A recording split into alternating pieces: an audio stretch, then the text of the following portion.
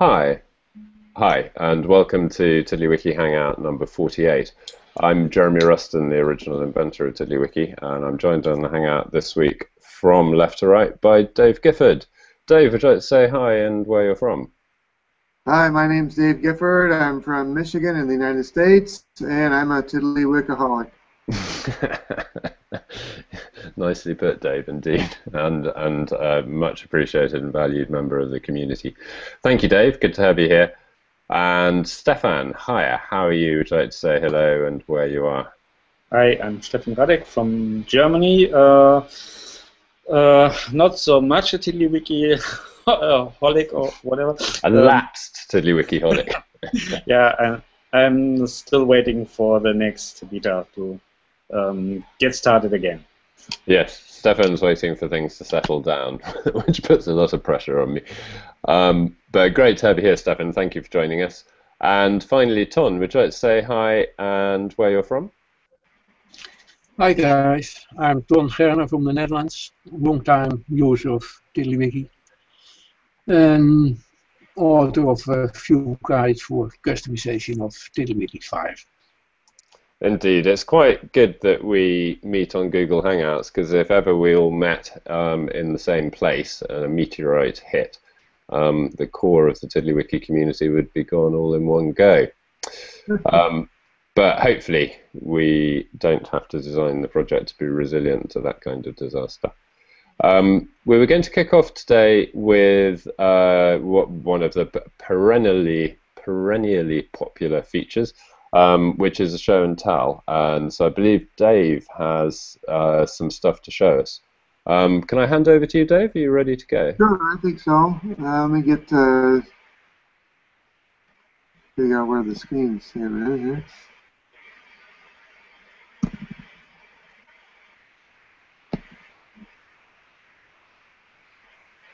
All right, can you see that? Brilliant, yes. Okay, good. Yeah, I'm actually, let me show you this first. I'm working on a couple things, one for my own English notes and one for my Spanish resources that I publish on the web for others. This one on the screen now is kind of a template that I'm using for my own notes. And you'll see I've got the left bar that I think Ton, and also who is Maribel, or I'm not even sure how to say it, and if it's a man or a woman. But anyway, I've got the left menu. But where the left menu in Maribel's version, when you hit the left menu, sorry, I'm trying to, no, sure, now my touch screen decides to die on me. When the left menu in Maribel's version gets hidden, then the right menu gets shown, but I didn't want that, so I tweaked it so that it only opens and closes the left menu side. And then I've got this tab here has all the usual right sidebar stuff. This is just some stuff for me to keep track of other things, and this is like a table of contents. And so I've got it open to Romans intro and exegesis. And then I've got a couple things here. These are like new Tiddler, like the new here button in TiddlyWiki Classic. These are 7 buttons that I have where you can create another note tagged with the parent Tiddler's title. Or I can create an index so that it's tagged with the parent Tiddler title, but it's an index so that it'll show any, well, kind of like this one basically, where you can see the all the Tiddlers tagged with this Tiddler's title. And the same goes for a new image tagged with this Tiddler's title, a new image gallery tagged with this Tiddler's title, a new to-do list, a new contact, or a new contact list. So it's just an easy way for me to create hierarchies of Tiddlers and have these little indexes. Now, if I create a note like this one, the Romans intro doesn't have, well, I suppose it doesn't have any Tiddlers tagged with it, but like in this case, I've got parent categories. Those are created by tagging this tiddler with another tiddler's title, and those would show up in a list. I have subcategories. Oh, look at that. That's not right. Subcategories that are created with these buttons here, and these are all the tiddlers that are tagged with this tiddler's title. And then the sideways arrow shows any related categories, which is created by linking either links within this tiddler or backlinks from other tiddlers to this tiddler. So then I've got tons close other tiddlers here, and I've hidden the tiddler info panel. I don't know if anybody has any questions about this. Well, one thing I'd like to draw attention to is that those three navigation buttons that you were just describing, the up, right, and down buttons, they seem to me to be a culmination of something that you've been trying to get to for a few months now, like 6 months, I think. Yeah, I think it was about last summer actually. So it's been it's been quite a while. I think it's quite a big deal what you've done here, actually. What's that? Well, I think it's quite a big deal. This is the first version of what you've been trying to do that seems to me to make, or nearly make, intuitive sense. I mean, it's still you had to explain to me, or I read in your explanation what the criteria were for the generation of each of the lists, but I have an odd feeling that it makes some kind of sense, even if you don't understand the details of, for instance, how the right arrow is parsing its list. So, yeah, I just thought it was, it's, you've made something look simple that previous iterations of seem to me to be, looking a bit complex, and that's quite a big deal. Making things simpler is the hardest kind of improvement to make, isn't it? Yeah, thanks, Jeremy. I work hard at trying to keep the screen clean. Even this, I know for you this is probably very cluttered, and that's fine. I know. I'm really pleased to see the way that, I mean, a lot of your investigations again are in that direction, highly customized versions of TiddlyWiki that are nicely uncluttered and kind of reimagined for a specific purpose. So yeah, I'm very much liking that. I was also curious whether you'd made any use of the vertical tabs that have kind of been fixed and a bit more reusable in 5.0.12. I have not. I haven't even actually seen those. I'll have to look for those. If you look at the tabs macro in on tiddlywiki.com, there's a couple of demos of the vertical tabs. In 12 they're broken on Safari, but that's fixed in 13. The other thing I've been doing is for my Spanish resources. I've just been kind of experimenting with it today, actually. Let me close these up. Got the same thing, the hiding the left menu and showing it. And then I've got several tabs. I need this to be as easy to navigate as possible for people who don't know a lot about web pages and so forth. And so I've got a table of contents tab here, and I can open that with that and edit it. I've got a new tab that on the top has ways of signing up to get avisos, notices of new materials on here, but then I've got the recent list here, and then I've got the instructions, and that's actually the default tiddler. When someone opens this file up, they get this, welcome to GIFMX resources, and it's just got a very simple, list of instructions. But then this tiddler is in this tab so that people have access to it at all times. And then I've got searches, which is basically the standard search at this point. I might end up using the context search. I really like the Danielo's context search. But for now, it's basically I've tweaked, and you're going to kill me, Jeremy. I've tweaked the advanced search standard tab so that I've got, and maybe I should just like take all of its contents and put it in a separate tiddler. I don't know. But anyway, I just basically taken that, put it in a scrollable, and added this to it, and took out the tool, or I don't know what you call it, but the tip to tell you what to do, you know. Mm-hmm. And I might add something else in its place, but and then the sidebars here with a couple other extra things that I've thrown in. So yeah, that's basically it. I was going to draw attention to your title, the Recursos GIFMX in 3 colors, is incredibly effective, I think. Oh, thanks. It's just another of those nice simple tricks, and it kind of change. TiddlyWiki is our app to come across as looking a bit like an IDE, you know, a Visual Studio in the late 90s, you know, complicated arrays of stuff.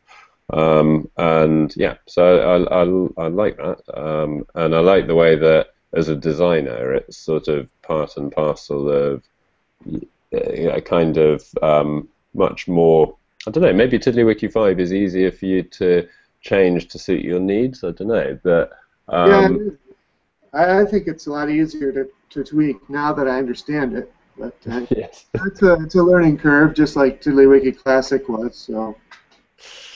Well, it's great to see. And the other thing I was just going to ask you about was you, like many others, are reaching out for lots of other icons. And it's been on my mind for a while, but that although I don't necessarily think that the core distribution on tiddlywiki.com should use very many more icons than it has at the moment, I think it would be quite useful to have more standard icons packaged into the core plugin. Particularly, you know, these SVG images are pretty small and lightweight. So I'd be interested in submissions for candidate icons. And obviously the issue is that, and the kind of the purpose of doing it is to try and collect together icons that work together consistently, because you know it's you've got some of this going on here where icons from different sources can be different sizes, and the lines that kind of should be the same width aren't necessarily the same width. Those kinds of consistency issues. Mm-hmm. But awesome, great to see. All right, that's about it for me. Terrific. Okay, well, let me unclick on. Oh, let me take off the. Turn the camera back on. So there was a couple of things that I thought it would be interesting to just have a quick look at before we start talking about 5.13, the next beta of TiddlyWiki. And it's something I've realized that we don't normally do on Hangouts, but I think might be quite a good thing to make a regular feature. And it's to draw attention to third-party, you know, to contributors' plugins. And this week, there's, let me if I share my screen, has been amazing. There's been 2, possibly even 3 quite cool new plugins. So one of them is the JSXGraph Widget. So this is from a chap, I believe, who on GitHub is KPE.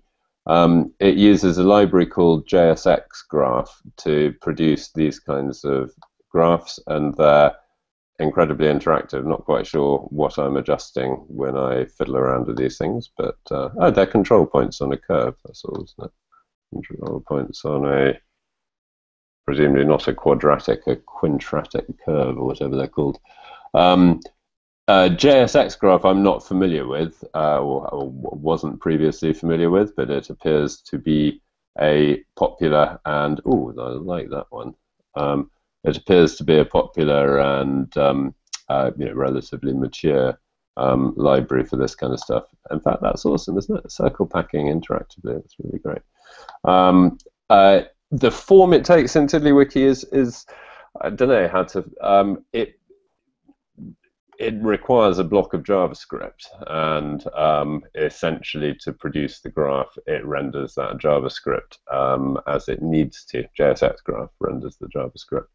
So that's potentially an issue that if you have this plugin installed, then it is possible for you to display some wiki text that unwittingly uses JavaScript to steal your most private tiddlers and post them to a public website. That's the kind of risk that we've always been. Every time you install a plugin, you're open to the risk of a malicious plugin. One of the reasons that I've always given for not doing a port of the for each tiddler plugin is the way that it embeds JavaScript code within wiki text. And so that means that both for the system and for users, it's harder to tell when you're encountering a bit of JavaScript that may potentially be malicious.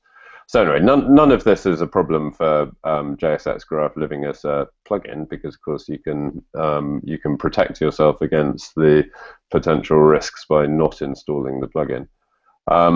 One of the very nice things about this plugin, if you look at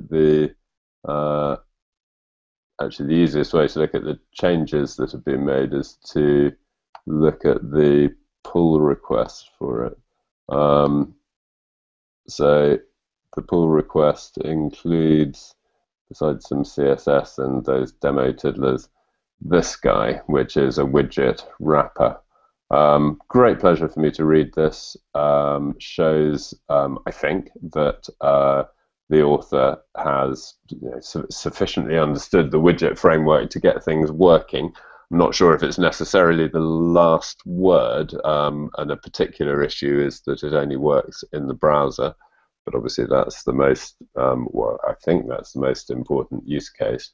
But I would really like to have, as far as possible, anything that we provide in the browser that could conceptually work on the server, I kind of think ought to work on the server.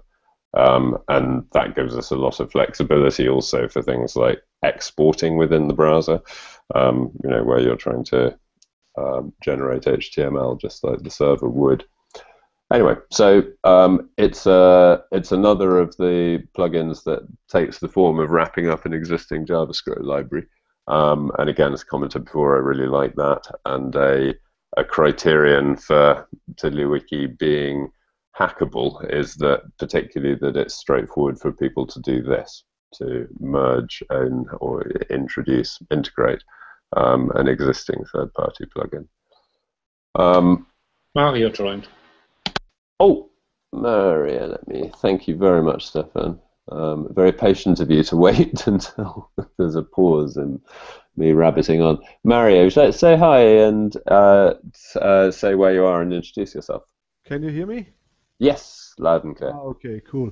Yeah, my name is Mario Pitsch. I'm from Austria, near Salzburg. Contributor to TiddlyWiki Classic and TiddlyWiki 5. Yeah. Indeed, Mario, it's great to have you here. And I may say that your presence adds to what I was saying earlier, that it's lucky that we were meeting on Hangouts and not in real life, because it would only take one meteorite to wipe out half the TiddlyWiki talent on the planet if we all got wiped out. So I was just showing the new JSXGraph plugin. And it's cool. I saw a little bit already, so it's cool, yeah. Yeah, I'm so pleased, really pleased, and it's great to welcome another contributor as well. I did a fast hack for TiddlyWiki Classic with this plugin, and I like the interactive behavior of this. Yeah, it's really cool. I mean, I don't really understand what I'm interacting with, but no, it seems really neat.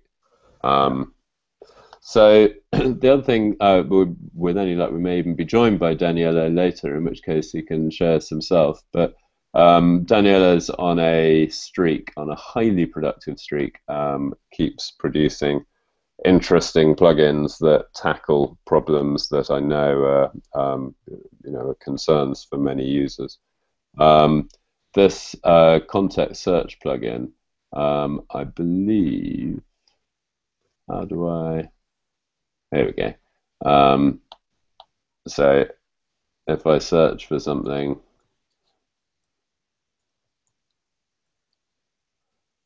you get the title of the tiddler that you can click through to and highlighted text around it. Now it's the raw wiki text, but given the way that the search searches blindly both across the wiki text and the displayed text, that seems entirely appropriate. So that's very cool, and is definitely something that I want to do in the core. As it happens, hadn't thought of doing it the way that Danielo is doing it. It's quite a cunning technique. So yeah, as usual, very helpful for me, very interesting for me to see other people's work, and triggers me in a positive way. So let me unscreen share. So I may have missed. I have a feeling there was another plugin that was in my mind to show. I think I may have missed one, but if it occurs to anybody, do say so. So there was a question that Stephan posted that was posted in the discussion group, which was asking the very reasonable question: is there a widget guideline? And so this is the and it's a nice detailed question. This is, at the moment, the best answer to widget documentation for developers is actually Chris Hunt's work. Oh, and I've just remembered, of course, that I'm not screen sharing. Let me just screen share back again. So Chris Hunt's stuff is actually quite a few months out of date now, but gives an introduction to how to write a widget, and in the process explains a lot about how widgets actually work. And the plan, talking to Chris as he was writing this, was always to move it into the core code. Doing so would immediately, I think, raise the question, as you can see from how much material there is here, whether we would at that point want to split off the developer material from the main tiddlywiki.com site. Certainly in the past, people have said rightly, I think, that when they search for stuff, and particularly when they search for sort of TiddlyWiki specific things, they're getting the developer material popping up alongside the introductory help material is a bit of a nightmare. If you've got very long memories, you may remember, I don't know, 6 or 7 years ago, we did have the setup where there was a tiddlywiki.com/dev, which was another TiddlyWiki with a slightly different color scheme that contained the dev documentation. That was pretty unsatisfactory for me, partly because it made it impossible to have a single unified view of the documentation. So what I'm thinking this time around is that we can use the include wiki mechanism to make sure that the dev wiki also includes all of the normal tiddlywiki.com content, so that the end user documentation and the developer documentation can interlink. And there is quite a lot of shared material. For instance, the concept definitions, the tiddlers about what is a tiddler and stuff like that. A bunch of that stuff really needs to be in both wikis.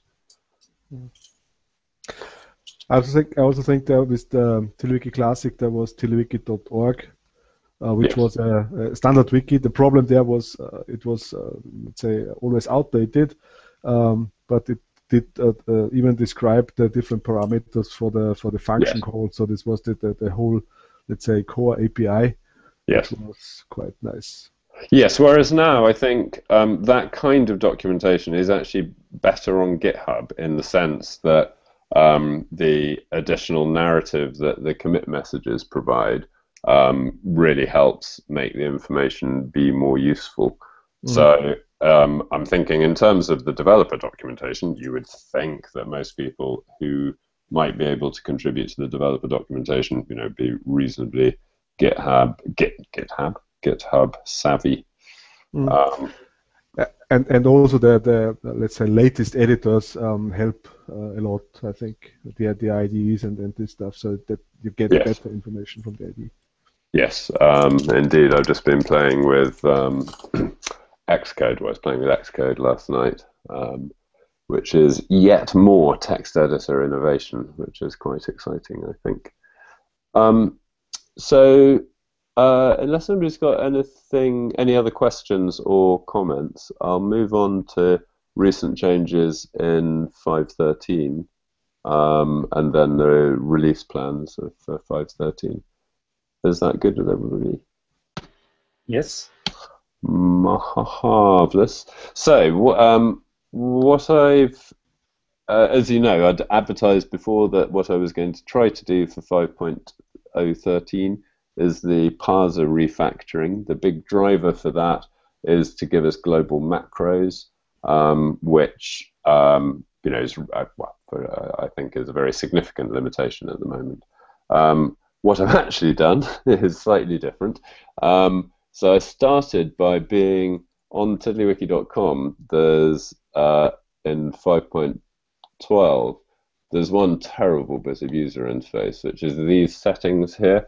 So I wrote this code, but then when 4 days later I was trying to demo it to somebody, I realized that even I was confused about how to use it. So it's a kind of mutant combo box where I can click anywhere on this piece of text indicated by that down arrow. I get a drop down with options that when I choose them, then give me a more descriptive string telling me what that option does. And so this is obviously rubbish, terrible, terrible UI. And so I thought that the way to fix that was to provide proper support for select boxes. And many of you will know that Stephan, quite a long time ago, I think now, did a, it's not here, it's TW5 stuff. Stephan, I'm so sorry. What's your? There must be a link here. Tiddly stuff. Tiddly stuff. Yes. Sorry. So, yeah, Stephan some time ago did this. 3 months ago, or last updated this list select widget, which gives you quite a flexible way to build up select widgets. I went a slightly different way with the core implementation, but it comes out roughly the same. So here's a demo. There's a select widget which has identifies the tiddler that it's targeting, and there's a default field implied there, which is the text field. And that's the select widget just generates an HTML select element, which then needs option elements within it to define the individual options. And in this example, we're using the list widget to generate a whole series of option elements. So if I click this down, you can see that it is a list of all of the tags that are being used in the wiki. If I select one, you can see it in that edit box that is tied to that same tiddler whose title we're generating there. And the way that the option works is that you have a value attribute that you set to the actual value that you want to be assigned to the tiddler that is specified in the select widget. And then you have the content, which is what is actually displayed as the entry within the list. So what that means is that you can have a human readable description here whilst having a more concise, shorter machine readable value there. Can you show the select demo, Tiddler? What's the content of this tiddler? Oh, it's shown there, but it's so there you go. It's just select demo with its qualifier, Okay. and it's currently got the value concepts, and we're also seeing it there. And if I change this right now in the middle of typing, it's set to a value that doesn't correspond to an entry in the select widget, but as soon as it reaches a value that does, then it'll snap to that value. And all of that is pretty much the behavior of the underlying HTML control.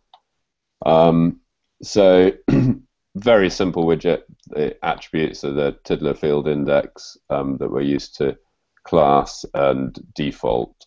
And here's a really simple example where it's quite handy that you can generate a select widget that is not driven by tiddlers. So in this case, we're directly typing the values within the select widget, and that's quite handy. We have to create template tiddlers for certain circumstances, but you'll all be familiar with that feeling that there's that you've kind of been burdened with having to create too many tiddlers for purposes that don't really warrant them. So in this example, when I drop this down, it's tied to site title. So when I select a new entry, it changes the site title there between 3 random books that are on my shelf downstairs. And this shows how if we provide a value attribute, that if I now select a new kind of science, the title just gets set to science, which is the string specified in the value attribute. There's really cool the option group thing. So this is a static example, which allows you to put those disabled sort of subheadings between entries, and we can generate those as well. So here we're oh no, actually I'll show you. I can show you an example later. That's just an example of a list widget creating it. So Jeremy, hello. Would it be possible to use some data-tiddler for getting the value and the displayed value? Yes. Well, I mean, I'm not absolutely sure if all of the required syntax is there, but as you can see here, basically, you can already visualize the options that you've got for generating those option elements, and that's really, that's the restriction. Or that's the constraint on the behavior that we've got. So right now, it's very easy to generate that value attribute from a variable, a macro call, or from a transclusion. Yeah, in this case, it's easy because you have a tiddler where you can use any field for any for value or for displaying. But what I'm thinking about is where I used the select widgets in previously. Okay. I had a configuration list where I have some human readable name and some value which is then used to join to other things. So, for example, the name of the software, which is displayed, and some other value that I need is the value that I want to select. And since this should be configurable by the user of my wiki, I wouldn't want that in the wiki text as option value something, but in a tiddler, in one. Yeah, I think tiddler. all you need to be able to do that is to be is for us to introduce a list filter operator that can enumerate all of the properties within a data tiddler. Yeah. And then I think we'd be good to go. So having done the select widget, then I revisited this advanced settings, and wouldn't you know, realized that actually radio buttons were the correct way of doing them. Isn't that hilarious? And radio buttons completely make sense. These are verbose choices, it's useful to be able to see all of the choices alongside one another so that you can compare them. And yeah. Does this make the old radio buttons obsolete? I know this is the old radio button. That's what I'm saying. That I wrote the select widget to solve a very specific problem that was annoying me, which was how this bit worked, and then ended up realizing that the select widget would be the wrong tool for this particular job. Hilariously. But of course, there's a whole bunch of other things that the select widget is perfect for. So we've finally got a much cleaner bit here where I can change the list view and change the theme, and the language is now a drop down. I've also fixed a problem in Classic, which I don't know if anybody noticed, but when you switch language, it also was switching back to the default tab, and now it doesn't. So you can switch tab and switch language and still be in the same place. Go on, sorry. Yeah, the interface is okay now, but now you have a lot of hidden information that the user doesn't know. Which bits of hidden information? Yeah, so this, if you say Snow White, so there is no information, or where is the information that I see 2, 4, 6, 7, that there are 7 different themes? No, you'd have to click on it. But I mean, it may be that the old way of doing the theme selection was better. So here in the control panel, I've left it in the old way. Okay, but that's good.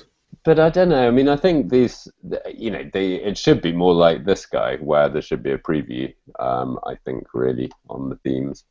So I have considered in the past giving them a way to export an image that we can display. I like this way for, let's say, for new users, because there is always you get the information how many different themes you can select. If there is the select box, then you have, let's say, a lot of hidden information. This is only the one which is selected is visible. Well, I mean, part of the theory at the moment is that we should keep this tools menu as easy access to things that somebody who's already familiar with the product. So I do wonder whether it shouldn't have a link to ControlPanel. It obviously feels a bit silly because there's one there, but well, by looking complicated, it's going to communicate that it's an advanced feature, I guess. Whereas here in the main control panel, trying to... But I mean, I still think with languages, I still think absolutely, what I'd expect to choose a language from is a drop-down. And I think that in the case of a language, it feels kind of right, because when I've not clicked on it, the thing that I can see is whether or not I'm on the right language. And if it's displaying all the languages, it's possible that the wrong one will catch my eye at a glance. But I do take your point with I think the themes is a bit different, because you're not just looking for a particular theme that you recognize, like a language. Right. You're kind of browsing them and wanting to flick through them. Yes, right. With languages, we are used to it because that there is a lot of let's say configurations where we have to choose the languages, and we expect it that way. But as you said, for the themes, it's good to have a second view which is more verbose. So I like it. It's well, okay. But we should continue to revisit what I was saying about the Tools tab, because I mean, Dave showed us this. One of the wonderful things on, I can't remember which of his wikis, but where he's got the explanatory help text in his sidebar tab on the left. I made a case for the Tools tab being for advanced users, but you could make a counter case that advanced users should add their own sidebar tab, with the things that they find useful, a custom one, and that the place occupied by the Tools tab might be better to address, end users. Anyway, up for grabs. I mean, if you look at the commits, you will see how incredibly easy those kinds of changes are, and we should we should always think about this stuff as being plastic, you know, easy to change. So there was one other place where I added the select widget. I was quite pleased with the results, and that's on the tiddler type. So now this is an example, in fact, of a nested list. So we've got a list widget that's generating opt groups, and within that another list widget that's generating option elements. The downside, I think, is that it's a bit of a shame I have to show in the same font the easy name and the formal name for each type. It seems to me to make it a bit cluttered, but I think if one removes the content type, then you kind of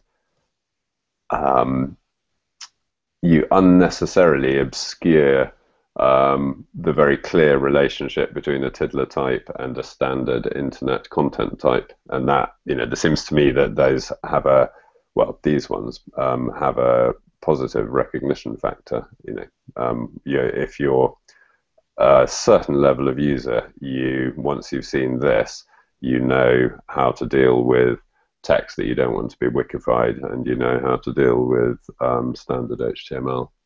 Mm. Yeah. Also, you can search, and then you get some Wikipedia information about the MIME types, I think. So yeah. If you search for the MIME type in the way it is written, then you get the right results. So it should be okay. But you can't specify new types now,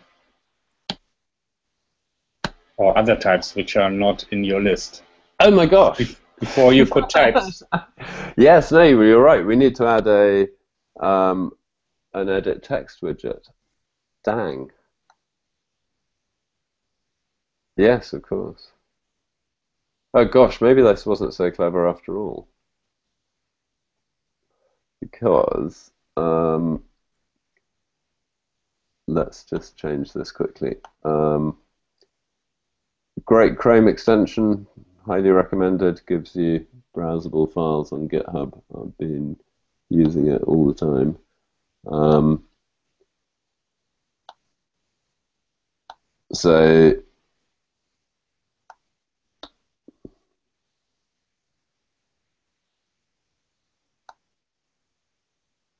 Okay, so this is what the edit template used to be like, and I'm just going to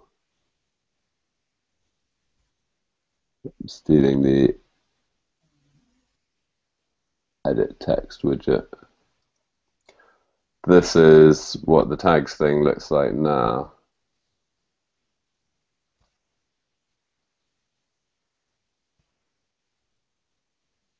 Oh, sorry, wrong thing.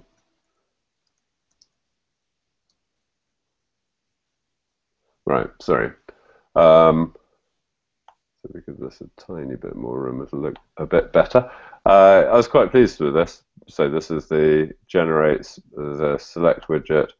2 list widgets generate the option groups, and the options seems to me to be quite neat.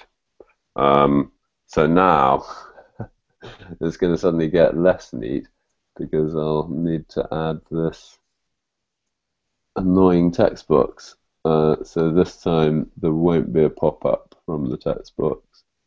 Oh,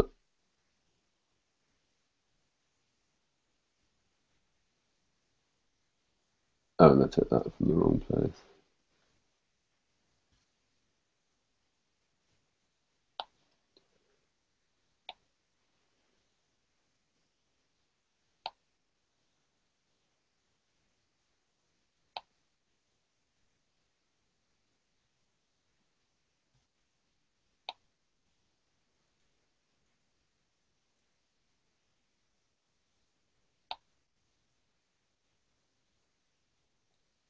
Right, so just remove the focus pop-up attribute, and then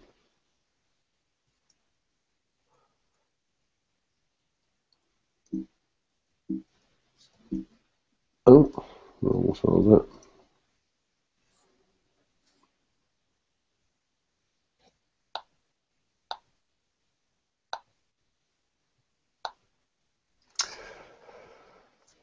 So there we are with. Oh, you see, that's not bad, though, is it?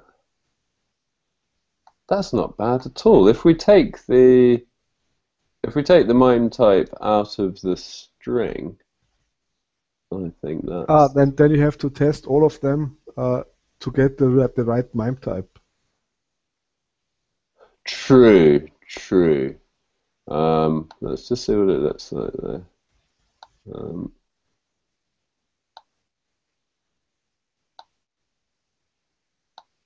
Yes.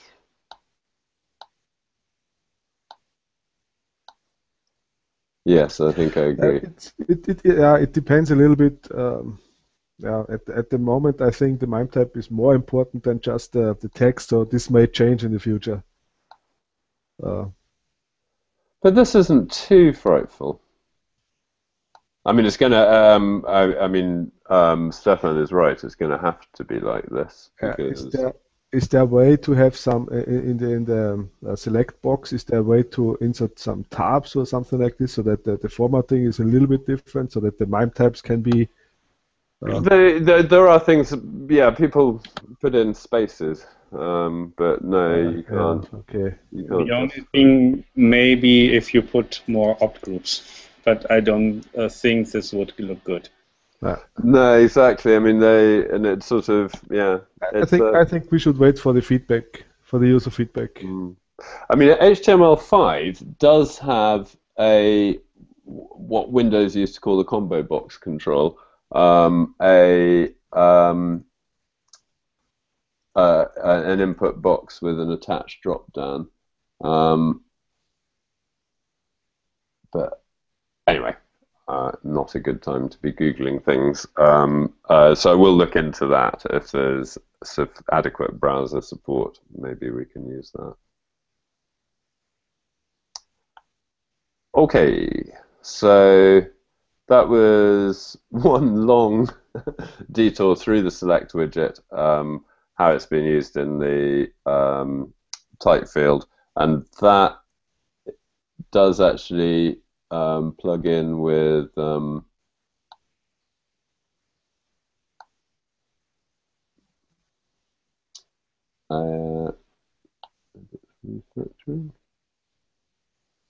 The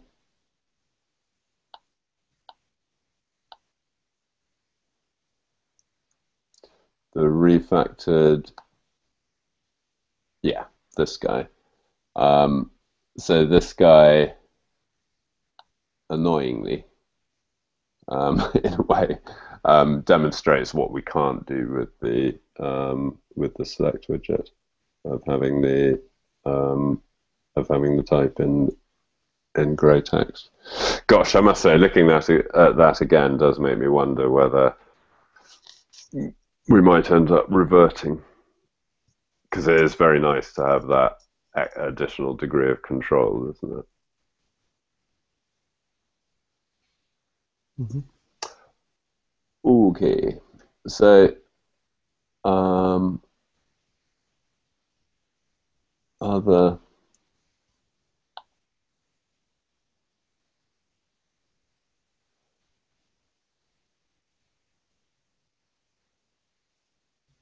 Just checking to see if.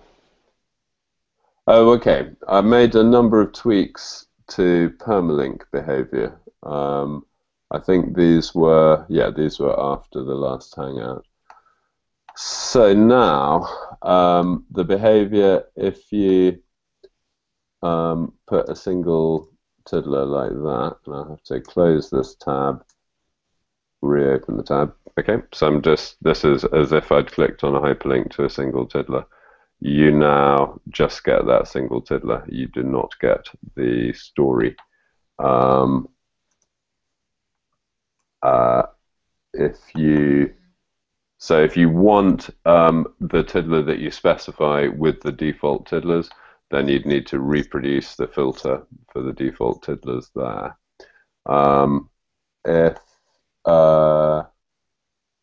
Yeah, I think that's the only change actually.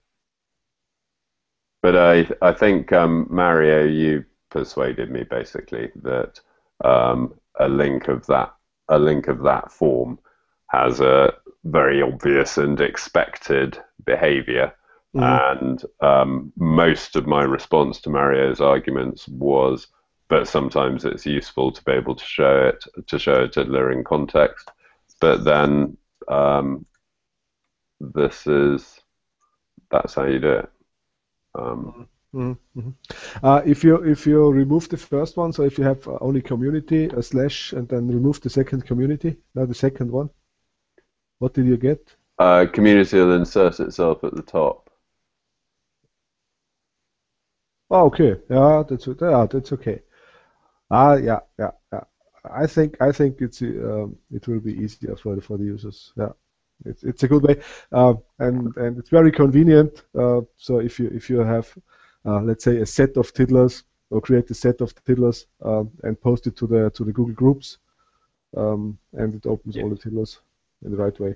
Because I think the default, or adding the default, was confusing. The annoying thing, though, is I'm not sure if I'll be able to find it, but there was this guy. So really grateful that he took the trouble to report the problem, because he is obviously finding it quite frustrating. But he was totally puzzled by the permalink behavior. Yeah. And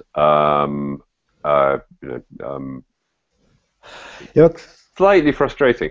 The only way I can see for him not to have run into that problem would be if we had the permalink generation off by default. I think this is not the permalink problem, because the default behavior, if you open the default tiddlers, you always go to the tab open, and the open tabs hide, let's say, the recent list. And if you create a new tiddler, then you have a new tiddler in the recent list, and so that's why if you open it with the standard or with the default link, you get the open tab, and it looks at the first the first feeling is that it didn't save. Yeah. From time to time, I have the same feeling, but I know that the open tab is just displaying which tiddlers are open, and I have to switch back to the recent tab.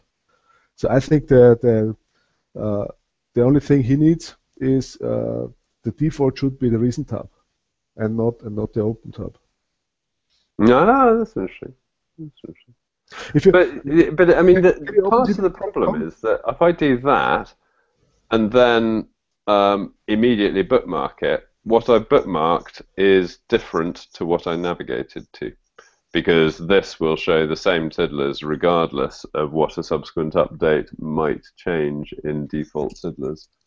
So I think you're right that he's got additional. There's additional confusion going on, but this is the sort of problem at the bottom, that the very reasonable action of navigating somewhere and then bookmarking where you got to doesn't have the expected result.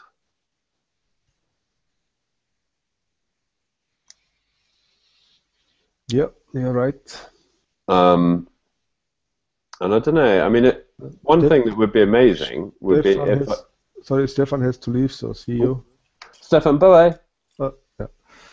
I don't know how practical it is, but it would be very nice to defer updating the browser address bar until the user first makes a navigation. And oddly, I think that would probably knock on the head almost all the cases, like the one we're considering here. Is there a possibility, or is there a JavaScript API to create the bookmark? You can call something like add to favorites, that I think is an IE thing. It then prompts the user, so it's possibly a bit rude, and I think maybe browsers even stopped supporting it because it got a lot of abuse in the 90s. The mistaken belief that you can help people by doing things for them. So yeah, small changes to permalinks and fixing vertical tabs in Safari, something that I meant to, I'd completely forgotten that I'd not, for a while now we've had Control-Enter as a shortcut for finishing editing a tiddler, but I'd removed the handling for escape as a shortcut for abandoning edits. Oh, I'm on tiddlywiki.com, forgive me. It's not going to work, but over here I can press escape and abandon edits, and the reason why we'd turned it off was because we felt it was dangerous without confirmation, whereas now, if there has been a modification, it asks for confirmation. And there must be, yeah, and there's some other bug fixes. Okay, so now, any questions on any of that, by the way? Jeremy, I just had an idea about the permalink stuff.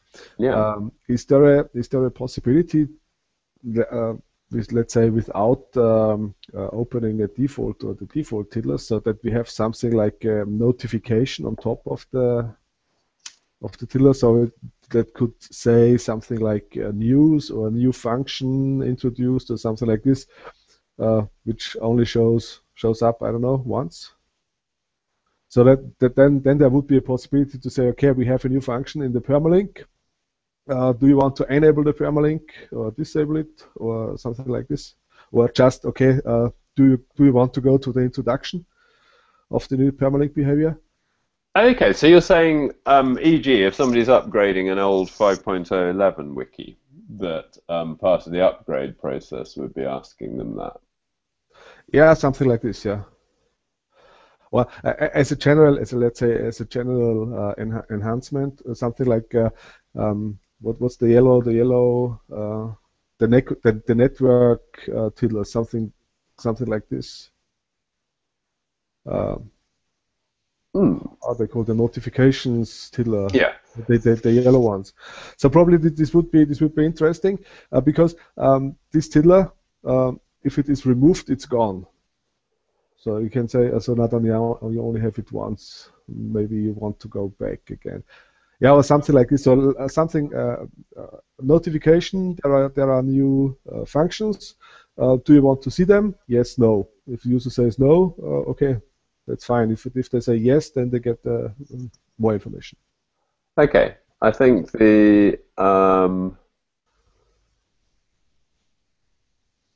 I think that's part of a bigger discussion about what the upgrade wizard should do. Is that right? Yeah, probably. It's also on my mind that the upgrade wizard is one of the most important things to be adding because we're still getting an awful lot of support requests on the group that are basically people with plugins and customizations which can't survive the upgrade. And in many cases, the incompatibilities are things that would be very easy for the upgrade process to detect. Mm-hmm. Mm-hmm. Yeah, so it's if you override shadow tiddlers, I think this is the. But there's no, I mean, in every case, one can imagine an upgrade process which makes things safe, because all the customizations are things that we can detect and respond to. Mm-hmm. Yeah, I think it's already better with the new information, so that you are now editing a shadow tiddler, or this tiddler is a shadow tiddler or has a shadow tiddler, yes, and true. Now it's modified, and all this information I think is quite useful. Let's say to debug a problem, but there are still support requests. Yeah. Oh, okay. So now here's the thing. I'm speaking at a conference about, I think it's an internal conference. I'm not sure. It's in Germany though. It's in Düsseldorf. It's FND's company, right? Yes. So it's on the 28th of June. And so if any of you who are in the vicinity are able to come, we could explore with FND whether it's possible to bring other people. But I think it's it's an internal event, but my slot, I imagine it might be feasible to have esteemed visitors there. And it would certainly be great, Mario, to meet you after all these years. I don't know. I don't know where is it. I think Düsseldorf. it's high in the north. Is Düsseldorf? I have no idea where Düsseldorf Oh is. yeah, it's far away. Yeah. Oh, is it? It's quite far. Perhaps I should. But Düsseldorf is nice, so. Well, that's good. I'm going to arm myself with more knowledge about Düsseldorf than I had before. The only place I've been in Germany before is Frankfurt and Berlin. So Berlin's miles away. And where's Frankfurt? Somewhere over.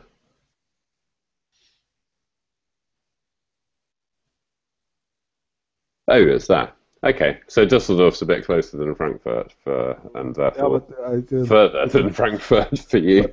If you go to Salzburg, it's I think 6. So Salzburg, which end of? Oh, you're there. Okay, so you are virtually in Germany. That's very strange. That's like having it. We have 7 kilometers to the border. And loads of beautiful looking lakes to admire. How lovely. Okay, so I was just going to talk briefly about 5.03 plans and then got disrupted by remembering about the InnoQ talk. So this, I think, I changed only just after the last Hangout. So it's still basically saying for 5.13, sort out the parser refactoring, which basically gets us all of those 4 things. The environment variable support, which I think we have a few fans for on this call, and some fix-ups to make things work nicely with Tank. And again, slightly annoyingly, but I think we're going to have to make tiddlyspot support into a plugin, which again means I think that we need a better upgrade process, because it would be one of the more commonly installed plugins, and it would be unthinkable that people would have to manually update their tiddlyspot plugin in order to make their tiddlyspot work. Is there a possibility that tiddlyspot will get an option to create a TiddlyWiki 5? Oh yes, I think that the guys have just been holding off until TiddlyWiki got to a mature enough state. And in fact, I mean, I don't know, but if somebody asked, I would have thought they might well be getting to the point where it was worth it, because of course now releases are relatively well telegraphed and not happening every day. Yeah, but yeah, then we have support questions 2 times, so for TiddlyWiki and TiddlySpot. So yeah, maybe it's better to wait a little bit. Yeah.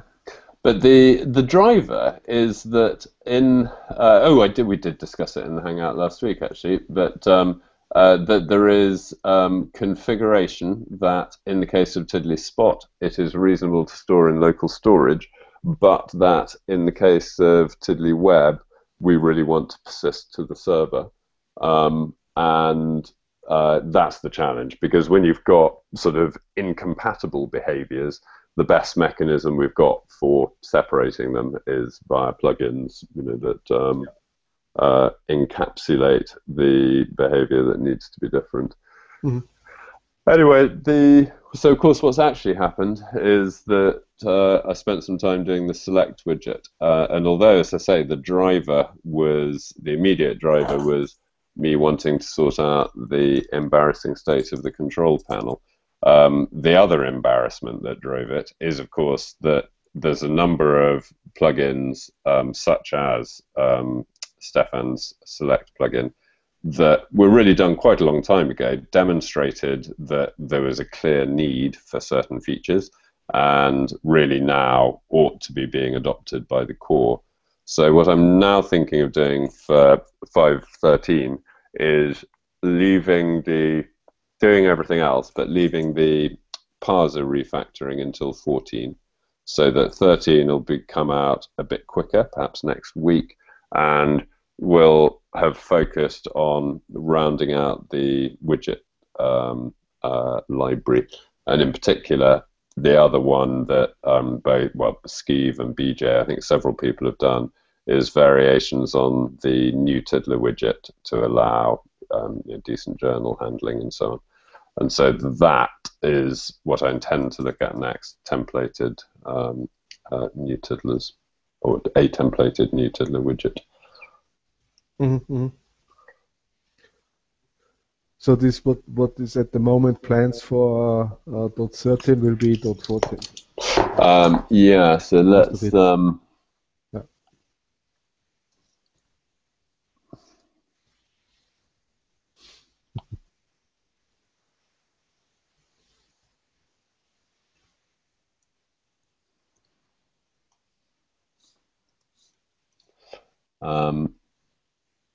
Okay. Mm-hmm. And new Tiddler.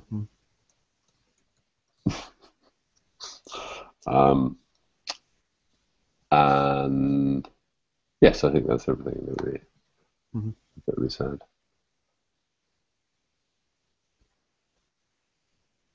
Cool. Any questions about any of that? No, I'm fine. The other thing, actually, I might just throw in as questions is publishing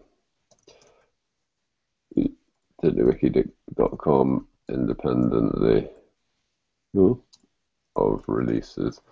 So this is an issue that I've mentioned before, that we've got a nice, strict, organized release process. One of the downsides is that at the moment we're also releasing content updates through that same release process. So that means that tiddlywiki.com is only being updated when there's a new version. And that's problematical, partly because of what we started off with, the plugins contributions, where there's new plugins coming out every week for TiddlyWiki. And I think that tiddlywiki.com, well, we owe it to the contributors to make links to their stuff be as widely available as possible to maximize the chances that they'll get the feedback that hopefully will encourage them to continue their work. So the downside of doing this is that the simplest, most logical way of doing it is to move the tiddlywiki.com content into a separate repo. But that has a number of, I think we discussed it before, but anyway, a number of frustrating ramifications. So I think that's roughly where we are.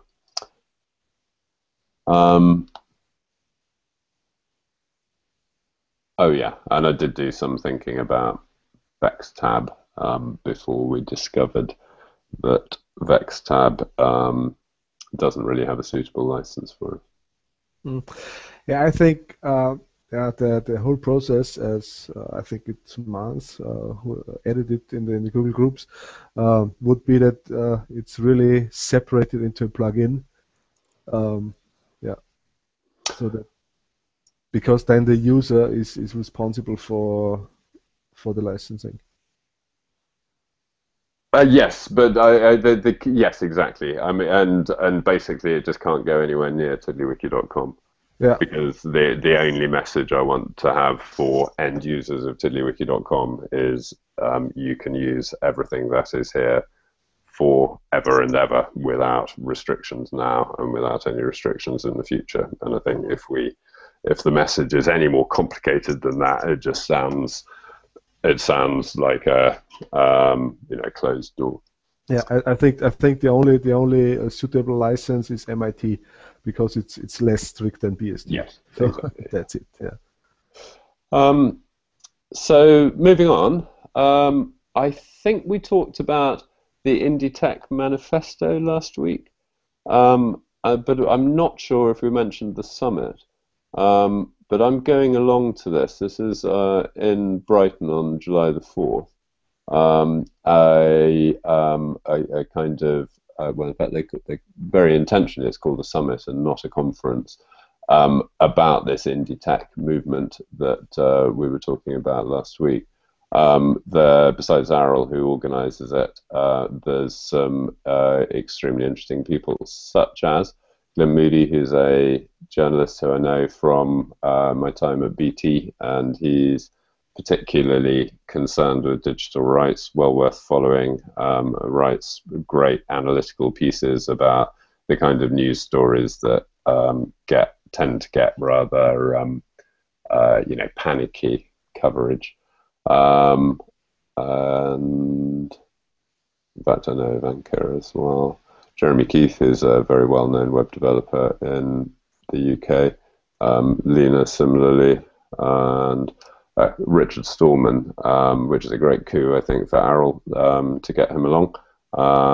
And looking at, in fact, I don't think I've ever seen him speak, so really looking forward to seeing him in the flesh. And Tom Morris, who again, some of you in the UK will know.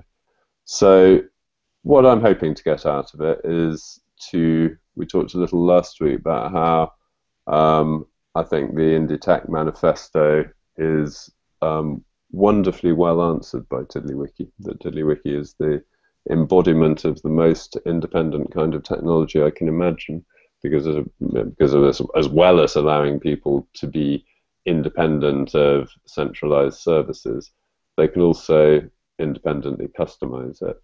The sense of ownership of something that's running on your own computer is much stronger than something that's made for you on your behalf by somebody else. But as we talked about last week, I think at the moment the TiddlyWiki probably puts these three things in the other way around, if you see what I mean. That it really prides itself above all else on this ability to be used independently in the browser without needing any external tools. And similarly, TiddlyWiki says that it wouldn't be usable or useful unless it was open source. It's a vital part of its quality. And I'd put for TiddlyWiki, I think it looks like design is third, because of that great quote that I don't think Arel's got here. That there's a great quote from Steve Jobs: "Design isn't how it looks, it's how it works." Gosh. Well, so it wasn't really worth Googling for it. Design is not just what it looks like and feels like. Design is how it works. So I would say, from my perspective, being very familiar with the inwardness of TiddlyWiki, I'm pretty proud of how it looks, actually. I think it's not too terrible. It's reasonably comprehensible and so on. But it's in the how it works that I'm most proud of the design. The way that TiddlyWiki takes this one simple idea of wikifying wiki text with transclusions and lists and so on, and constructs its own user interface, and in the process enables others to create, I was going to say any imaginable interface, but scarcely that, but enables other people, end users, to be able to create a range of useful user interfaces without having the traditional skills that you associate with front-end development. So going back to the summit, I'm hoping to get a chance to kind of put some of that across and to try and work together to establish that which we all have in common. And I think, as I say, what we've got in common is a big chunk of what Arel's laid out here. So if you fancy a trip to Brighton in early July, yeah, it'll be great to see everybody. Gosh, don't you think that font change is rather funky? No. 1, 2, 3, 4, 5, 6, 7, 8, 10. We're in the right fonts.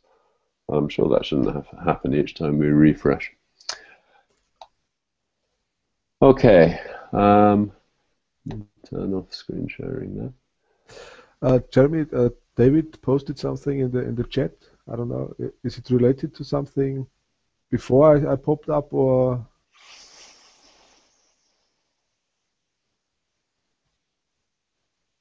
What is the CSS class for the frame around the tiddler? I need to have that frame hidden when printing. Gosh, I thought I'd done that actually. That's annoying if I haven't. That in vanilla, the class is tiddler frame or TW tiddler frame, and here's where we give it a border. So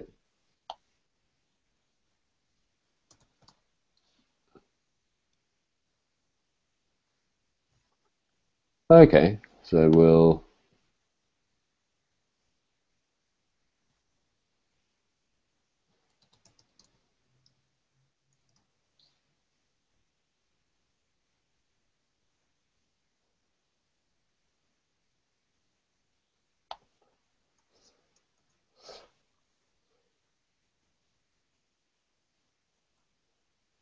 so Dave, I'm answering your question by changing the TiddlyWiki core so that there is no border. Is border none correct? I get very confused. I am back. With the CSS? Yeah. Well, we'll soon see. My trusty way of doing CSS by trial and error. So now, if I print, we have indeed lost the borders. Whereas if I print from tiddlywiki.com, oh, we've also lost the borders. Oh, I think it might be because only some themes do actually. Only some themes do actually define a border color. So if I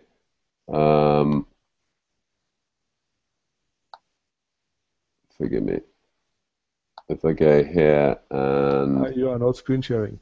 oh. Oh dear, oh dear, oh dear. Right, I am now paralleling away to infinity. Sorry, you are very patient to let me rabbit on doing that for so long. What I had shown was I made that change to the CSS, and sure enough, the tiddler borders had disappeared. But when I did a print from tiddlywiki.com, I also wasn't seeing borders, and so I was surmising that that is because the border color here is set to white, and so if I go into the palette and change the tiddler border color, gosh, which reminds me of how we need to reorganize this. So, okay, nice bright red tiddler border, and now if I print, this is on tiddlywiki.com, I do get those big red borders. So I imagine that Dave is working with a theme that has those borders switched on. And now to check that what we did works, I'll go to the palette in the new version and set the tiddler border again to bright red, print, and there is no border. Yay! But there's 4.5 pages of color palette stuff. Wow, that's ridiculous. So any more like that, Dave, do keep throwing them at me. Those things, you know, I don't do much printing from TiddlyWiki, so that's exactly the kind of thing that I won't necessarily have noticed. But obviously, the intention is to have a great printing experience and to try and adapt the CSS to whatever degree we have to make it print. Thanks, Jeremy, for that change. That's a nice change. I just got back. While we're on the subject of tiddler borders and frames and that kind of thing, there's been times, and I don't know if I could reproduce that right now, but there's been times where I've tried to adjust the CSS of the tiddler border there, Yeah. and sometimes it changes like the top and the left side, but not the bottom and the right. Or no, not the tiddler. No, I'm thinking of tables. In tables. Yes, I must say I am always baffled by how to style tables. I think because they're from the dark ages of HTML, and they were, I don't know, dreamt up over over a weekend or something. And yes, I'm probably not the best person to help you, because I tend to just copy my CSS for things like that.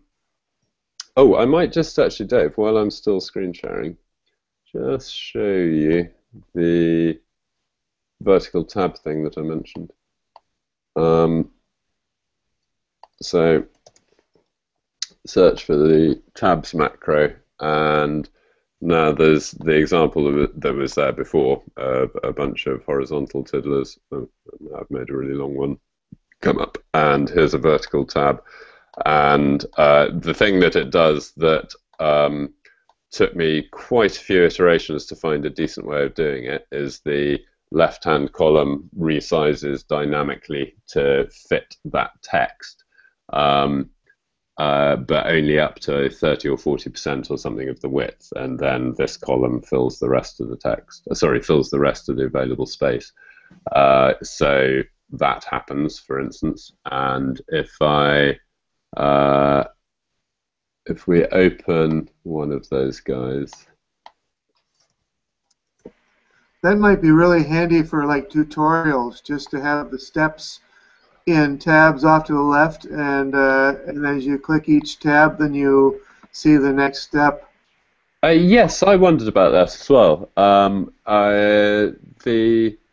let me add a new thing with a really long title.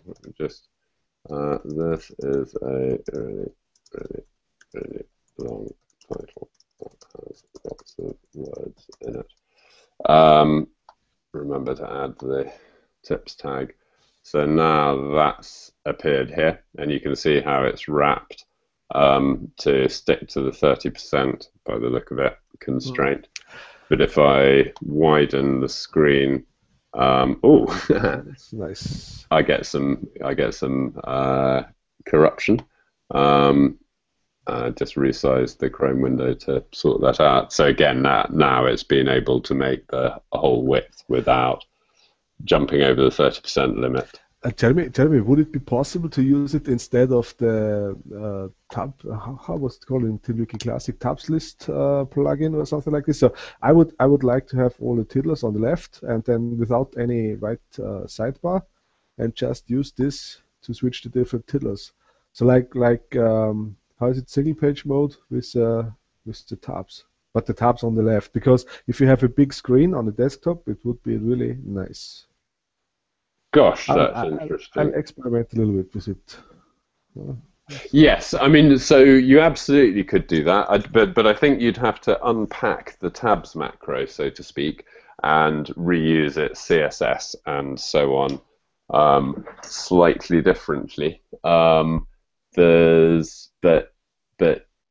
yes, it could be made to work. Interesting. It's interesting. Yeah, because yeah. I'll have to make some experiments. Yeah. Flexbox is actually another. Did you solve the problem with how was it with Safari? Yes. So with Safari, I just had to add a couple of prefixes.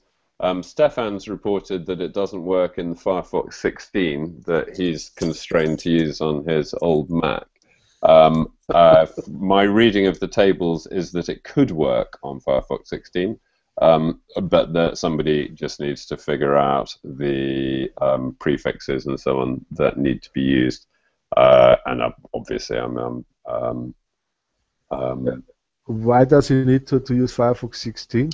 Because he's on OS X 10 point something. 4, 5, or 6 or something that won't take a later version of Firefox. But I mean, it's fixable, but I'm not actually promising to fix it myself now. But Flexbox we've talked about before, I think. It's Before we move on, though, thanks for showing me the vertical tabs. That's pretty cool. Oh, great, Dave. Well, I really hope you can make good use of them. I'm sure I'll find a way. I was just going to show you here the... oh,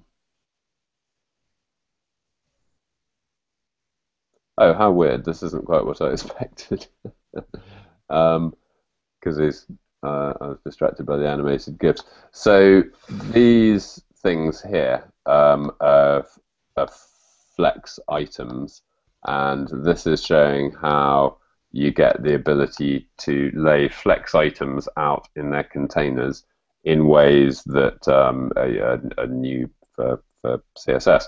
So this is a horizontal flex box, but you can do vertical ones too.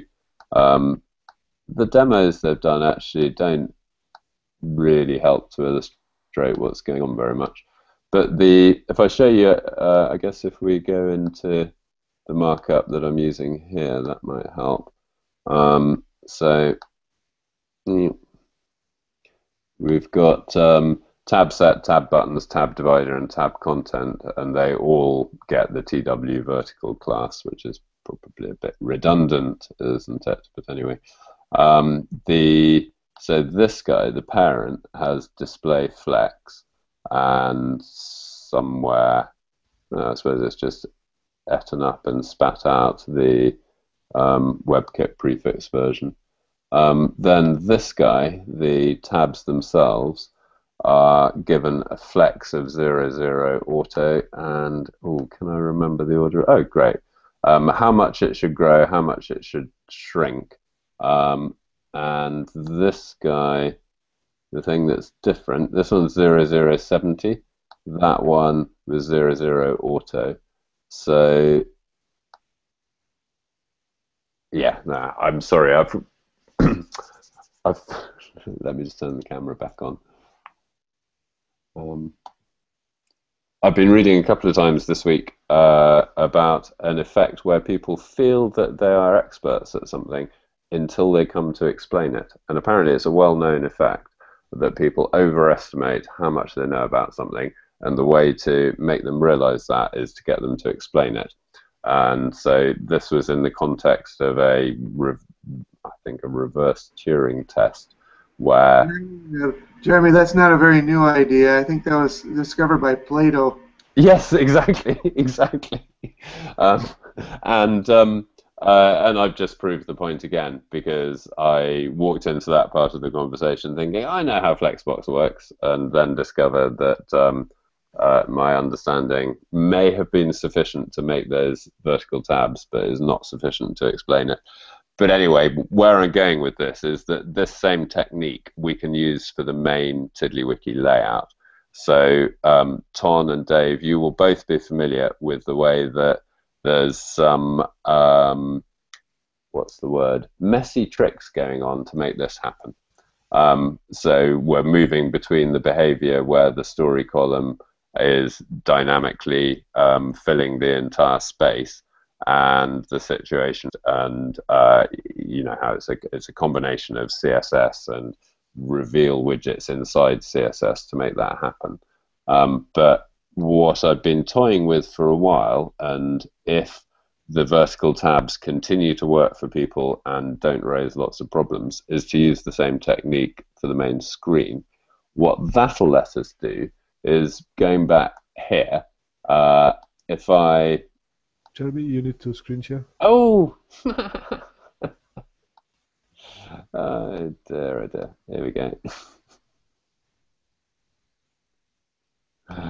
My apologies. So what I was showing you when you were busy looking at me pulling faces and not at my screen was, well, I scarcely need to remind any of you, I think, but how messy the various things are that we have to do to make this work, and how it's a combination of CSS and reveal widgets within CSS to make that happen.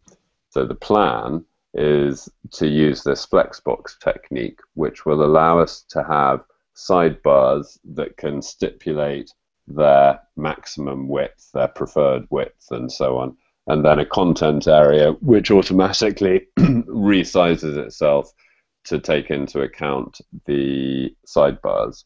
And I think that'd be huge. It's right now, for instance, the Cecily view, the tiddlers all sort of overlap the sidebar in a maddening way.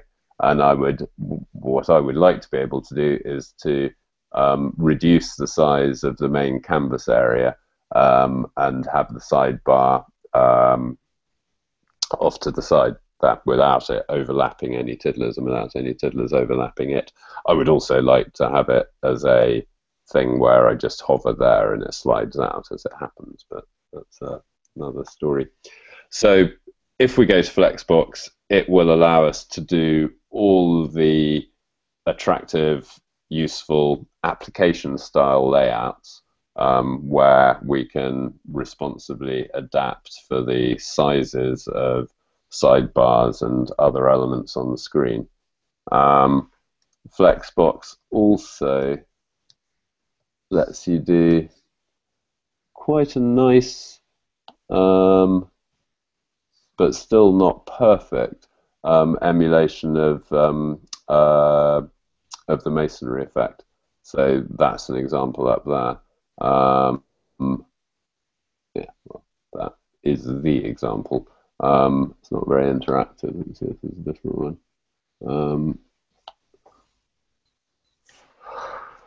Yeah, it's just a link to the same thing. So if we, I've started using Flexbox, as I say, just for the vertical tabs, just to be defensive, just to be cautious. If it works out, we will adopt them more fully, and out of that we will get better masonry support. We'll get better support for sidebars. We'll also, I think, be able to fix some long-standing problems here. So the way if you have a tiddler with a long title, find a long one, right? The wrapping here can get a bit awry if I turn the animation up. I can't remember actually, maybe this was on a different browser, but I think if I close that tiddler, no, Mario, maybe you can remind me which browser it is where those things move around as we... Firefox. It's Firefox, okay, so where am I? Ding.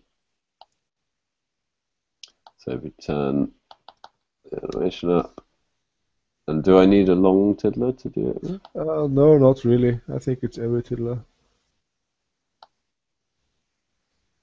There it is. Yeah. But I don't know. I think it's a Firefox rendering problem. So probably we should set up a minimum test case and file it back. Yes, that may be useful.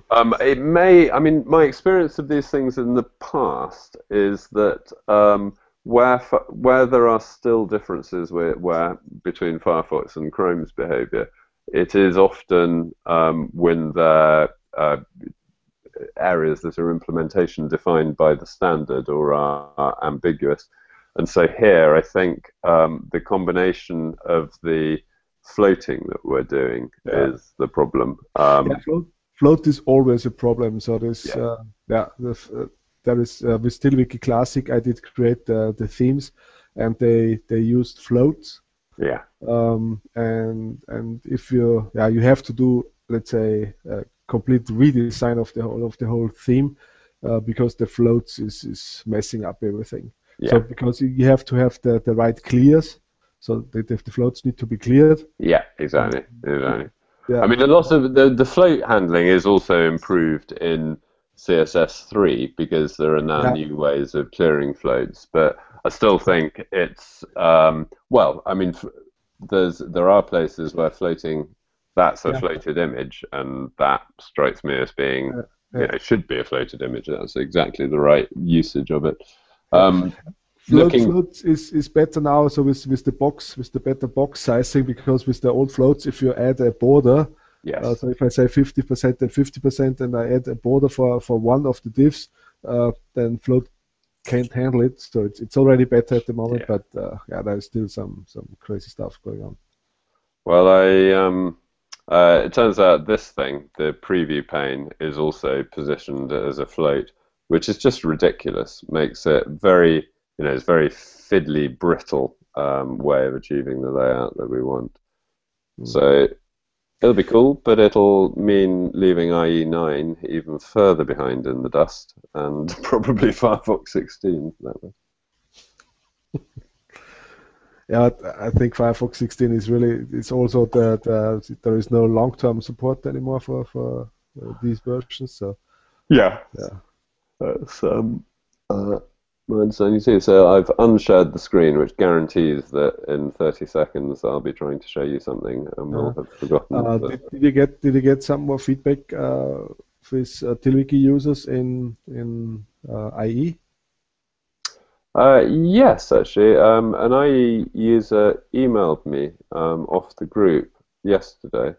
I'm not sure if this is what you meant, but to say that probably not. that they had just been experimenting. They'd got TiddlyWiki 5 working on IE9 by using a simple shim that they'd added some JavaScript to define console.log, which I'm aware is, that's one of the first things that TiddlyWiki hits when you try and run it on old versions of IE. So that again raises the question of a shim plugin, of adopting a shim plugin that makes TiddlyWiki work to whatever degree we can on old versions of IE. Because even though I think it might be a stretch for TiddlyWiki itself to work in IE9, I can imagine people being able to create TiddlyWiki-based applications which work on IE9. So, IE9 is never going to support Flexbox. I'm never going to support any other way of doing vertical tabs. So that's going to be one area of the TiddlyWiki, native interface that I can't really see ever working on IE9. Yeah, but I also think if you have some, let's say, read-only documentation, so with TiddlyWiki 5 now you have the possibility to create static files, and they work perfectly. So, well, they should work if you have the right template, which are without, let's say, Flexbox or something like this. Yeah. So we're drawing to a close. The other thing I've been playing with, I mentioned it last night, Xcode, is I've been playing with iOS 8. And I don't know, some people may find it surprising that I'm an Apple fan, but I continue to believe that Apple's business model is more compatible with my privacy than any of the other people that could sell me devices. It's become more evident as Apple have released more information over the last year that they kind of take an attitude that I quite like, that I take myself as well, that I think it's a great virtue that TiddlyWiki doesn't require me to run a server, that I'm not responsible for managing passwords for all TiddlyWiki users on the planet. And I would find that responsibility, just a bit of a liability, really. I'd rather not have to do it. In a similar vein, Apple looks to me, not that I'm an expert on it, a little bit more trouble than they need to encrypt iMessages sent between Apple devices with a key exchange protocol that I understand is not perfect. So other people have shown that there are bullet holes. That's not the word, is it? But that there are weaknesses in it. But they've engineered their stuff in that case so that they cannot see the messages. And I think that's because they want to be busy making devices rather than busy responding to NSA requests, and engineering yourself into the position where you don't have the customer's data is the best possible way of saving on the costs of having to deal with those government requests. Mm-hmm. So that's my, that sounds like an embarrassed excuse for my enthusiasm for Apple products. So actually, the other qualifier I should add is that I eternally optimistic that somebody else will make devices that are of the same quality, and so that I'd be able to run more devices. However, Apple's stuff does get ever more integrated. But I was working my way up to saying a very cool thing they've added in the new version of the software is they've improved Safari, as they always seem to do, and this time around they've added WebGL support. And I'm sure you'll have seen WebGL stuff on the web. I don't know, I'm very mixed feelings actually. A lot of WebGL demos that I see just don't seem to have much to do with the web. You know, they're things that in the old days you would have downloaded as a little self-contained exe and stored on a floppy disk. But now that we've got really decent browser support, so as I understand it, there's a bunch of Android devices that have been supporting WebGL for a while. iOS devices, users do upgrade, apparently. So there's you know, the possibilities for not so much for integrating WebGL into TiddlyWiki as finding interesting WebGL projects that would integrate well with TiddlyWiki. And I mean, I've got my iPad here, but I don't know that A, I haven't got a demo really lined up, and B, I'm not sure if it would show properly on here. But the thing that I hadn't really realized about WebGL until I saw it running on the iPad is that what's actually different about it is the cinematic, no compromise 60 frames a second performance. And when you touch and interact with WebGL stuff, it just feels a lot faster and more responsive than stuff written with the usual DOM techniques that I'm familiar with. And of course, you know, you'd expect that, wouldn't you? Have you seen Famous? Yes, I have an opinion about Famous. I mean, Famous is an attempt to figure out a safe subset of the DOM to use whilst being mindful of GPU behavior. So, you know, what that is it to me. So contained within that is a few things. It's got a narrow window of opportunity because this, you know, the assumptions that it's built around about how GPUs work will hold for some period of time, but you know, won't hold forever. So it's going to be kind of a big version of the Translate 3D hack, if you're familiar with CSS 3D, where you know, Famous embodies an understanding about GPUs in, I don't know, 2013, 14, that's just going to get staler and staler. That's, I don't know, it's a characteristic thing you get of code that's written very, very close to the metal. What I like about Famous is that it's part of a kind of, I don't know, it's a big change really. 10 years ago when I started writing TiddlyWiki, browser behavior was regarded by web developers as a mysterious black box, partly because we'd been using Internet Explorer for nearly 10 years, and you know, its behavior was frequently utterly baffling. What am I trying to say? That Famous. Oh, I can't remember where I was going with it anyway. Oh yes, the safe subset thing, and that's no, I can't quite remember where I was going to go with that. But yeah, anyway. Oh no, that's right. There's much more information. There's never been more information out there about how browsers actually work. That's both in the sense that the important browsers are now open source, so that you can inspect the source code. Even I, once or twice, have inspected WebKit source to answer questions.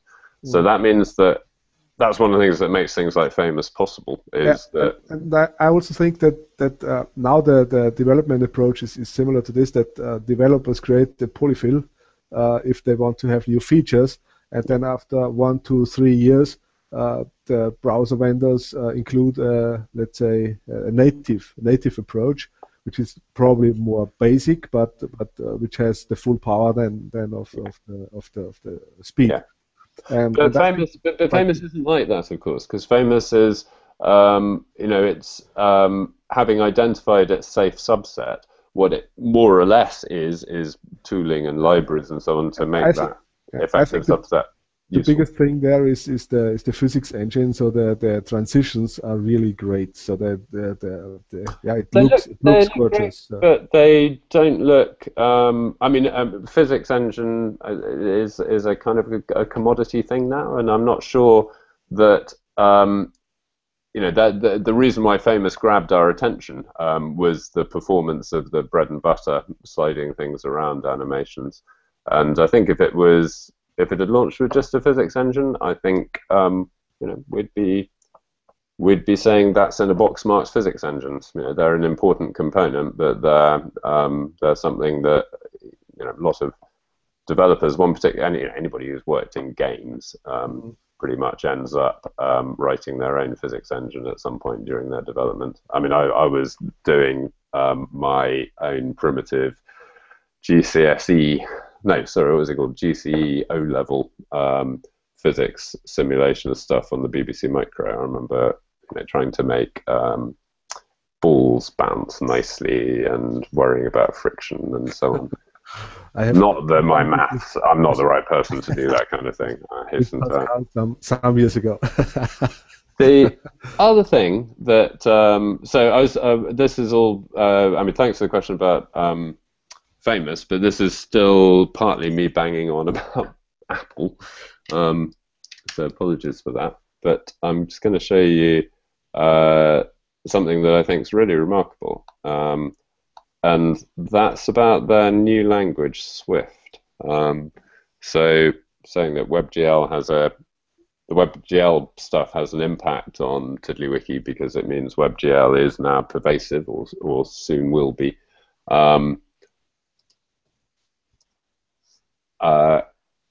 Swift is interesting because, what have we done with my link? Okay, let's try and develop it.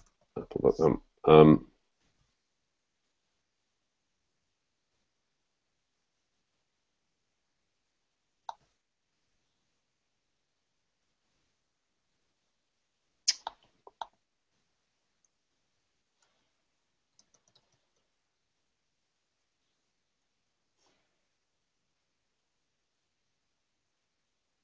That was the link I was looking for. Apologies. So here, description of Apple's language, Swift. You may have gathered it's an alternative to Objective-C, so it's a way of doing systems-level programming, but it's surprisingly high level. Looks a lot like JavaScript, in fact. And the thing that I think is relevant is this. So here's a Swift tour, an interactive tour, and it says here open in playground. If I click open in playground, because I have Xcode installed, and now you get to see the incredibly long delay of Xcode starting up. So this is that same, I guess, HTML page.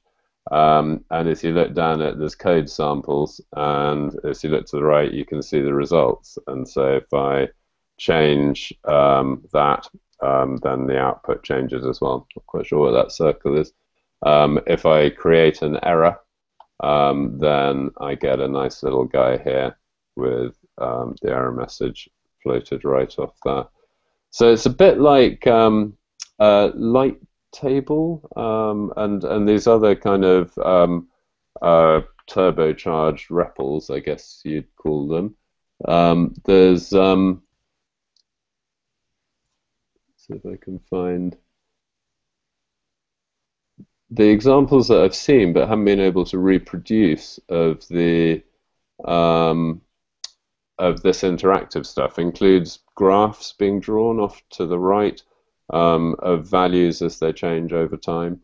So anyway, again, I'm probably falling into this platonic trap of trying to show you something I don't fully understand myself. But I think this is quite interesting. So it's interesting for me to see a programming environment that's been so beautifully polished.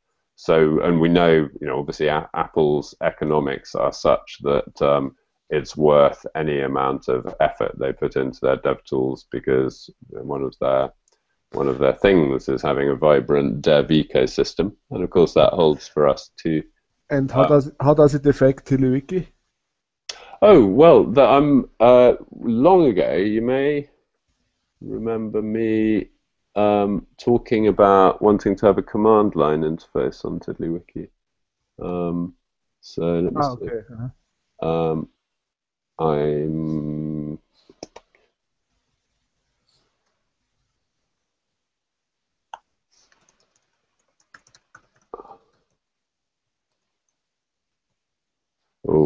not sure if I got that right.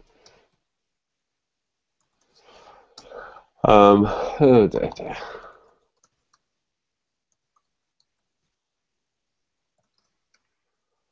I was sort of playing Russian roulette with my so somewhere way back here when I first.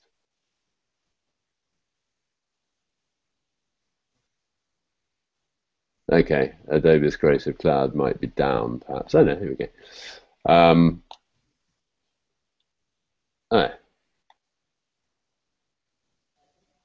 Oh well, that's maddening. That was the wrong thing, wrong moment to show you. But there's some sketches that I published some time ago of command. I can remember the one. Yeah, that you. I think I know the one that you were searching. Yeah. And it's, in fact, if anything, it's more. It's kind of like Spotlight, that it was about popping up a list of actions, and it had the idea that you have in a conventional terminal. If you perform a command and its results is left hanging around and then scrolls off the top.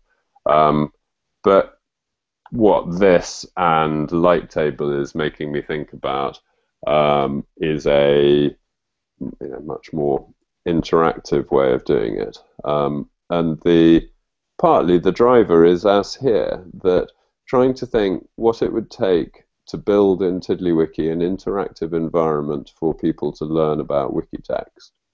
With a TiddlyWiki example of this would be being able to type some wiki text, being able to see the parse tree, and being able to see the render tree, and to inspect them. So anyway, it's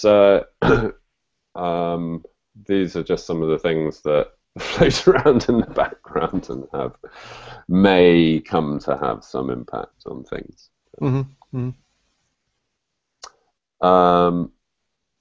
Dave says, will searching in TW5 ever get back to the speed of the olden days? In the last few versions, I have to type one character in the search window, pause, and then start typing again. Dave, you do a very good job to continue to remind me, lest I take it for granted that I've got a fast computer.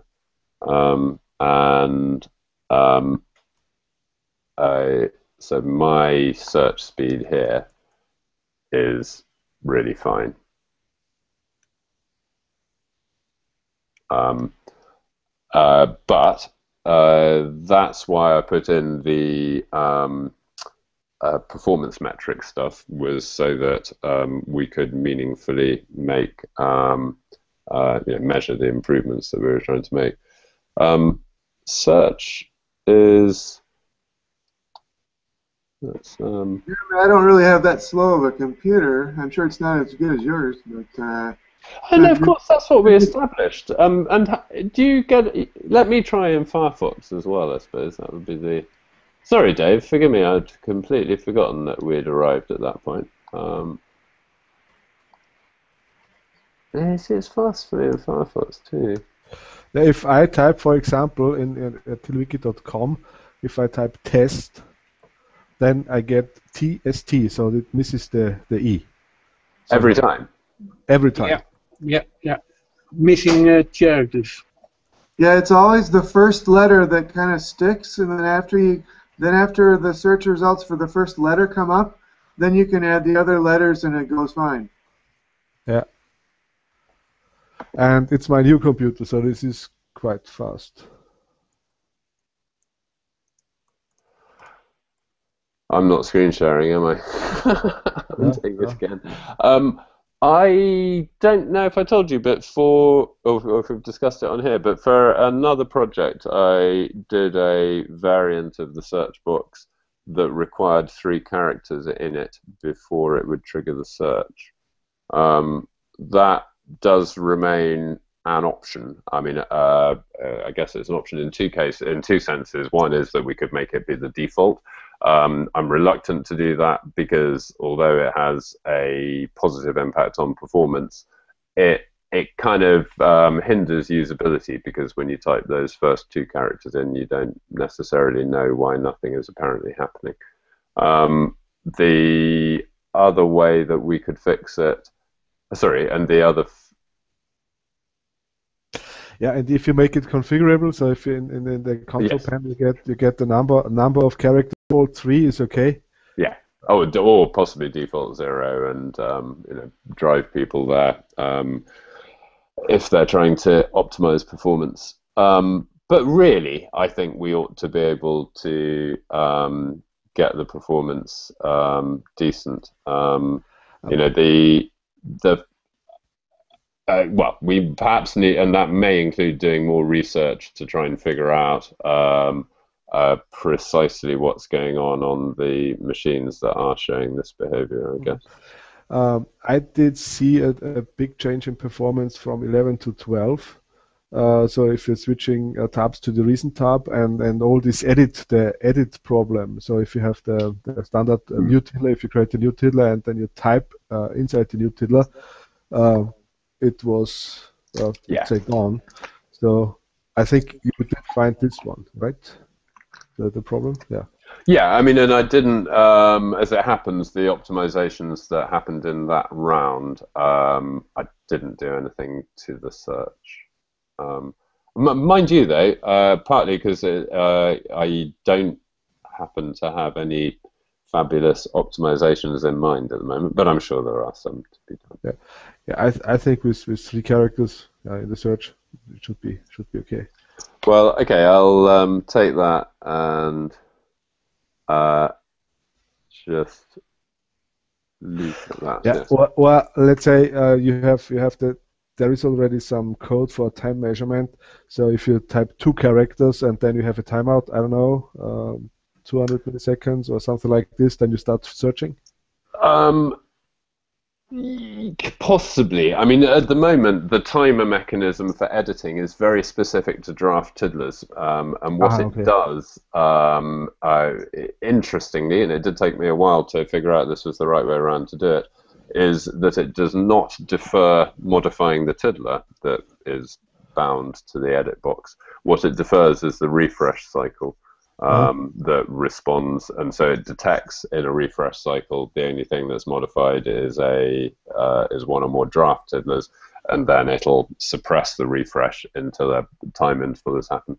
So that technique annoyingly doesn't directly lift and shift to search, but yes, of course, a variation of it would, I'm sure. Okay, so I'm drawing to the we are drawing to the end of today's session. So let's do well, first, any comments or anything before we close, or questions? Otherwise, let's wave goodbye to everybody, and then we'll stay on the line for a couple of minutes to clean up. So guys, once again, as usual, thank you very much for joining me. Really appreciate you giving up your time. Great session, incredibly useful to me. Thank you, and look forward to seeing you next week. Bye, see you. Bye. Bye.